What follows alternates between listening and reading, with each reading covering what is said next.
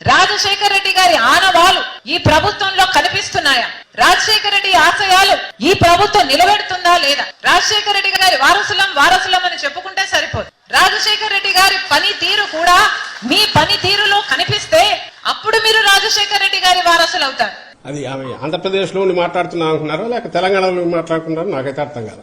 ఇంత డొల్లతనంతో అసంబద్ధతతో కూడిన వీటి గురించి ఎందుకు రెస్పాండ్ కావాల్సి వస్తాం ఏమాత్రం ఉందంటే కన్ఫ్యూజ్ అయ్యే అవకాశం ఉంటుంది. ఈ రోజు రాజశేఖర రెడ్డి గారి కుటుంబం చీలింది అంటే అది చేతులారా చేసుకున్నది జగనన్న గారు.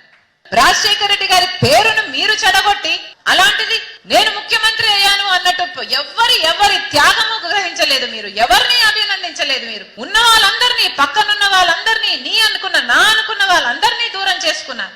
ఎవరి కోసం? ఈ జరిగిన దీంట్లో ఏదైనా ఉంటే ఆమెకు ఏదైనా అన్యాయం జరిగింది అనుకుంటే ఏం ఆశించి ఆమె తన అన్న కోసం తిరిగారో ఆమె చెప్పాలి.